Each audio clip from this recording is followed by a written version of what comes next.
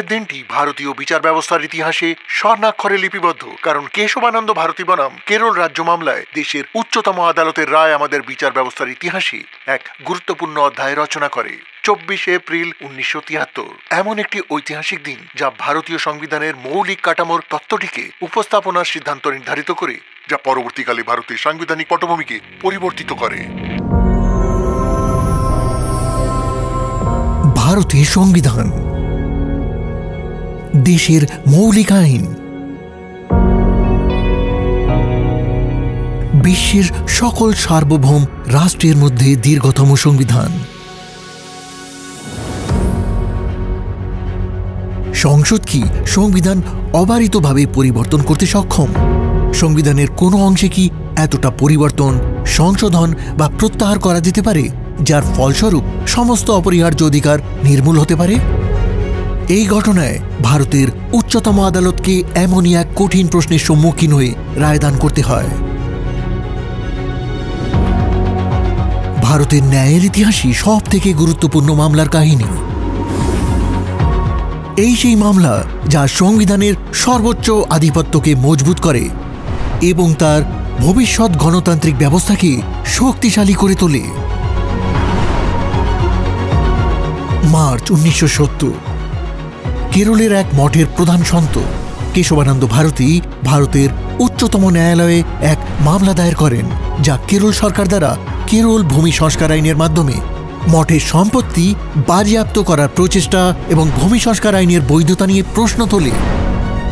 উচ্চতম আদালতের সম্মুখে পূর্ববর্তী রায় এবং তার ফলস্বরূপ ইতিপূর্বে সংবিধানের সংশোধনের কারণে এই মামলা যথেষ্ট গুরুত্বপূর্ণ রূপ ধারণ করে। এই মামলার গুরুত্বের কারণে প্রথমবার উচ্চতম আদালতের ইতিহাসে সর্বাধিক 13 জন বিচারপতির ন্যায় আসন গঠিত হয়।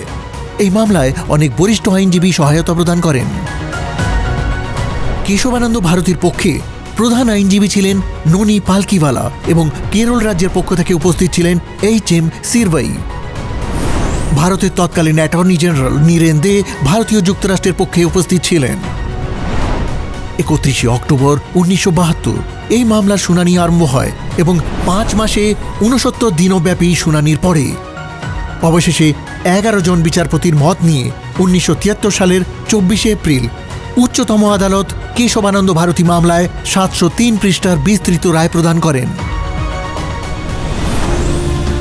7-এর তুলনায় 6 সংখ্যাগরিষ্ঠতায় উচ্চতম ন্যায়ালয় প্রতিপাদিত করেন যে সংবিধানের 368 ধারায় বিধিবদ্ধ প্রক্রিয়া অনুসরণের মাধ্যমে সংবিধানের যে কোনো অংশের সংশোধন করা সম্ভব, কিন্তু এমন কোনো সংশোধন করা সম্ভব নয় যার ফলে সংবিধানের মূল কাঠামোটি পরিবর্তিত হবে বা তার স্বরূপ বদলে যাবে।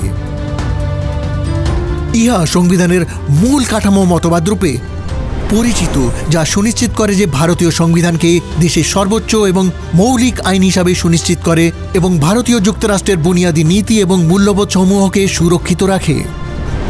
এই রায়ে এটাও বলা হয়েছে যে সংবিধানের মৌলিক অধিকার এবং নির্দেশক নীতিসমূহ একত্রেই সংবিধানের মূল ভিত্তি রচনা করে, যা সামঞ্জস্যপূর্ণভাবেই অনুধাবন করা প্রয়োজন। এই রায়ে কয়েকটি উদাহরণের মাধ্যমে সংবিধানের মূল কাঠামো, সংবিধানের সর্বোচ্চতা, আইনের শাসন এবং বিচার ব্যবস্থার স্বাতন্ত্র্য সম্বন্ধে বলা হয়েছে।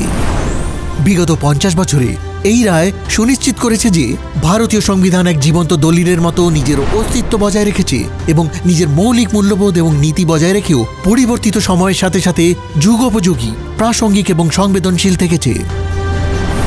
কেশবানন্দ ভারতী মামলার রায়ের সুদূরপ্রসারী ফলস্বরূপ ভারতীয় বিচার ব্যবস্থায় সংবিধানের মৌলিক কাঠামো তত্ত্বের উদ্ভাবন হয়।